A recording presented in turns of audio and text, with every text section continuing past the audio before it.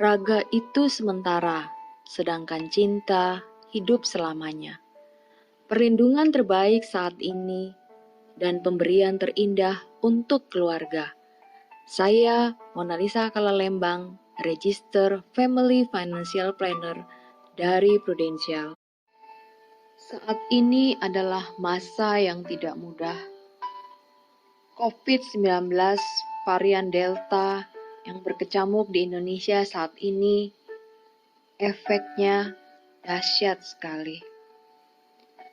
Banyak sekali orang yang terpapar positif COVID-19 dan akhirnya harus isoman, bahkan rawat inap rumah sakit. Bahkan banyak juga yang akhirnya harus masuk ICU dan pasang ventilator. Masalahnya, jumlah rumah sakit sangat terbatas, sehingga muncullah antrian di ruang-ruang IGD.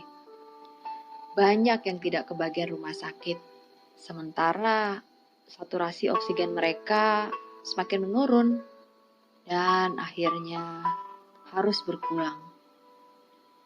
Ruang-ruang rawat inap yang penuh, ICU yang terbatas dengan ventilatornya, sedangkan pasien yang makin lama makin banyak datang dengan tingkat keparahan ataupun kronis yang terdapat pada paru. Akhirnya, para dokter, tenaga kesehatan, dan apotik pun semakin kewalahan dengan membludaknya pasien. Banyak IGD rumah sakit yang terpaksa tutup karena pasien yang antri sudah semakin banyak, sementara sarana dan prasarana sudah full okupansinya. Serba salah. Tidak dapat rumah sakit, ruang IGD yang full. Akhirnya banyak sekali orang yang harus berpulang di rumah mereka. Sangat menyedihkan. Dari COVID ini, banyak sekali tenaga kesehatan yang meninggal, baik perawat, orang admin di rumah sakit, maupun para dokter. Ada 289 di antaranya dokter-dokter yang sudah meninggal.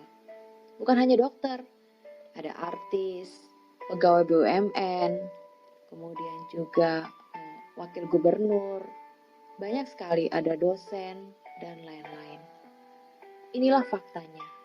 Apa yang terjadi ketika mereka berpulang?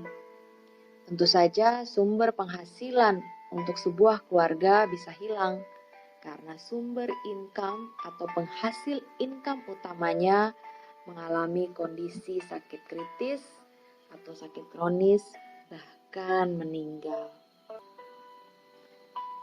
Banyak sekali anak-anak yang tiba-tiba menjadi yatim piatu karena COVID-19.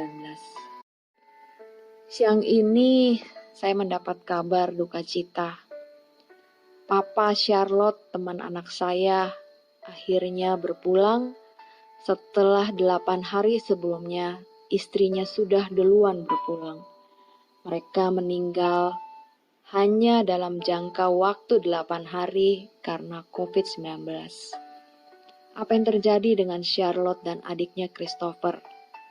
Mereka masih sangat muda, Charlotte masih SMA, dan juga Christopher masih kecil. Mereka sudah menjadi yatim piatu. Bukan itu saja, Naya, anak sahabat saya, dia anak tunggal, kelas 2 SMA, menjadi yatim piatu dalam waktu 1 bulan karena ayah ibunya meninggal karena COVID. Hidup sepenuhnya adalah misteri dan dalam kuasa ilahi. Harapan kita pastinya adalah diberikan kesehatan dan tercapai semua impian. Namun, faktanya, dalam hidup itu sendiri ada resiko yang tidak dapat kita hindari, yaitu sakit dan kematian. Dan dalam 1 bulan terakhir ini, semua lini-lini WhatsApp, Line, Facebook, Instagram, isinya semuanya memberitakan begitu banyak orang yang akhirnya meninggal berpulang karena COVID. Ada yang usianya sudah tua, tapi banyak juga yang usianya masih muda, usia produktif. Sementara anak-anaknya mereka mungkin masih kecil, bersekolah, sangat menyedihkan. Apa yang sudah kita persiapkan untuk orang-orang tercinta jika resiko itu datang di hari ini? Dari berita COVID, banyak dokter dan nakes yang meninggal. Banyak anak muda, bahkan anak-anak dan bayi yang meninggal karena COVID-19. Setiap hari banyak berseliweran berita duka cita di lini WhatsApp grup dan medsos lainnya. Apa yang terjadi pada orang-orang tercinta ketika ayah ataupun ibu berpulang? Bagaimana dengan biaya sekolah dan pendidikan anak-anaknya? Contohnya seperti Charlotte, teman anak saya tadi. Dia dan adiknya yang masih SMA, masih kecil. Bagaimana dengan pendidikan mereka selanjutnya? Kemudian, bagaimana dengan biaya hidup mereka selanjutnya juga? Biaya listrik, biaya air, dan biaya lainnya. Atau jika sebenarnya ayah atau ibunya punya bisnis dan mereka punya hutang usaha, siapa yang akan melunasinya? Jika pasangannya masih hidup, bagaimana pasangannya akan menghidupi dirinya di masa tua jika seandainya suaminya sudah meninggal? Mengapa sih perlu dana darurat yang liquid? Atau mengapa penting sekali yang namanya polis asuransi jiwa? Seperti yang kita ketahui bersama, aset itu macam-macam. Ada yang berbentuk deposito, properti, misalnya rumah atau apartemen. Namun ada juga mereka yang mempersiapkan aset dalam bentuk polis asuransi jiwa. Seperti kita ketahui, deposito saat seseorang masih hidup itu liquid. Tapi ketika dia berpulang, deposito menjadi tidak liquid. Maksudnya apa? Maksudnya tidak langsung otomatis cair. Ahli waris harus mempunyai surat penetapan waris pengadilan jika ingin mencairkan deposito. Kebayang nggak kalau anak kita masih kecil? Bagaimana mereka harus datang ke pengadilan mengurus surat penetapan waris? Sedangkan di masa COVID seperti ini, butuh orang lain atau wali. Lagi pula, bunga deposito itu makin lama makin kecil juga sih nilainya. Bagaimana dengan properti? Contohnya rumah atau apartemen. Saat seseorang hidup, properti itu tidak liquid. Kalau seandainya dia pun meninggal, tidak liquid juga. Maksudnya gimana? Maksudnya untuk menjadi uang cash itu perlu beberapa proses dan juga waktunya tidak singkat. Butuh surat penetapan waris pengadilan sama dengan deposito. Harus urus ke notaris dulu. Dan kalau mau dijual, itu juga butuh waktu.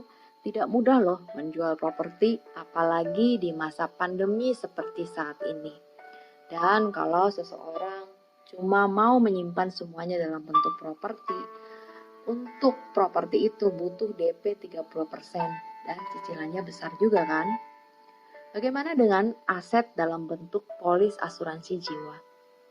Saat seseorang hidup tentu saja polis ini tidak liquid. Polis ini hanya bisa cair langsung ya tanpa surat penetapan waris dalam waktu 10-14 hari bisa langsung masuk ke rekening ahli waris jika terjadi resiko. Harganya juga sangat murah, hanya 20-30% dari nilai aset atau nilai pertanggungan. Baru setor 1 kali premi, aset sudah langsung menjadi milik keluarga. Sehingga jika terjadi resiko, misalnya saja untuk uang pertanggungan 1 miliar, misalnya premi per tahunnya 20 juta, baru bayar 20 juta, ahli waris akan terima 1 miliar. Jadi kita udah tahu kan bahwa dana darurat itu dalam bentuk polis asuransi jiwa sangat penting. Untuk apa aja? Ya untuk biaya sekolah anak. Mereka bisa pakai duit itu untuk kuliah sampai dengan lulus. Kemudian juga kita nggak tahu apa yang terjadi dengan anak kita di masa depan. Mereka bisa pakai uang itu untuk berobat jika kesehatan mereka terganggu. Bagaimana dengan makan minumnya, biaya transport, air, listrik, dan sebagainya bisa pakai dari uang ini dan biaya-biaya lainnya. Jadi, dengan adanya polis, uang pertanggungan jiwa, jika terjadi resiko meninggal, pada ayah atau ibu pencari nafkah utama, maka akan cair santunan dalam bentuk cash. Kabar baiknya, jika meninggal karena kecelakaan, dana santunan yang cair itu 3 kali lipat loh, 300%, bahkan 4 kali lipat 400% di bulan Ramadan. Hanya bayar 10 kali saja, tapi dilindungi dalam masa 20 tahun. Di akhir masa 20 tahun, jika sehat-sehat aja, tidak ada klaim, maka seluruh setoran premi akan dikembalikan ke nasabah plus ada bonus 10%. Jadi dikembalikan ke nasabah sebesar 110%. Ruginya di mana? Jika terjadi resiko, dana langsung cair baru 1 kali bayar premi, tapi jika umur panjang dan sehat aja, semua duit balik. Produk ini namanya Prucinta. Cinta selamanya untuk keluarga. Ini adalah tabel premi dan santunannya. Ini contoh aja ya, kalau seorang ayah usia 45 tahun, dia bayar premi per bulannya sebesar 1.080.000 untuk uang pertanggungan 500 juta, maka dia akan bayar total selama 10 tahun itu 129,6 juta. Dan uang ini akan balik full ke dia jika tidak ada klaim. Nah, kalau meninggal akan cair 500 juta. Kalau meninggal karena kecelakaan 3 kali lipat ya, berarti 1,5 miliar. Dan kalau meninggal karena kecelakaan di bulan Ramadan, yang akan cair adalah 4 kali lipat atau 2 miliar. Ini contohnya untuk santunan 1 miliar Prucinta. Sama ya, tadi ayah usia 45 tahun. Kalau untuk santunan 1 miliar, premi per bulannya itu adalah 1,9 juta. Kalau dia bayar selama 10 tahun, itu 230 juta akan dibalikin ditambah bonus 10% kalau tidak ada klaim. Tetapi jika terjadi resiko meninggal, cair langsung 1 miliar walaupun dia baru bayar misalnya 1,9 juta. Jika meninggal karena kecelakaan, cair 3 miliar. Kalau meninggal karena kecelakaan di bulan Ramadan, cair 4 miliar. Tentu saja tidak pernah ada orang yang berniat untuk dana ini cair. Mereka lebih memilih untuk hidup. Tetapi seperti kita lihat, kita tidak pernah tahu apa yang terjadi di esok hari. Kenapa tidak kita siapkan yang terbaik untuk anak-anak kita, sehingga kalau terjadi resiko, contoh seperti yang resiko pada ayah dan ibu Charlotte dan juga adiknya Christopher sudah punya dana 1 miliar untuk mereka bisa sekolah dan juga untuk biaya hidup mereka. Ini adalah contoh ayah bijaksana dan sayang keluarga. Ada seorang ayah, dia usia 40 tahun, sama dia meninggal karena COVID-19. Tapi karena ayah ini adalah ayah yang bijaksana dan sayang keluarga, sebelumnya dia sudah membuka untuk polis asuransi jiwa dengan uang pertanggungan sebesar 30 miliar. Tidak pernah dia bayangkan sebelumnya, dia adalah seorang pengusaha sukses, bahwa dia akan meninggal karena COVID. Tapi itulah namanya kehidupan, kita nggak pernah tahu. Dan ketika dia meninggal, cair santunan 30 miliar ini. Bagaimana dengan anak-anak dan istrinya? Pasti mereka sangat sedih dan kehilangan. Tetapi paling tidak mereka sangat bangga dan sangat cinta pada ayahnya. Kehidupan mereka sudah disiapkan oleh ayahnya, bahkan mereka bisa pakai uang itu untuk kuliah sampai dengan lulus di dalam ataupun di luar negeri. Ada orang yang berpendapat, nanti aja deh, saya masih sehat-sehat aja, nggak ada masalah. Ya, nggak salah juga sih, tetapi kita tahu ya bahwa COVID-19 ini dapat menyebabkan paru-paru seseorang mengalami flek, bahkan banyak yang mengalami kerusakan parah.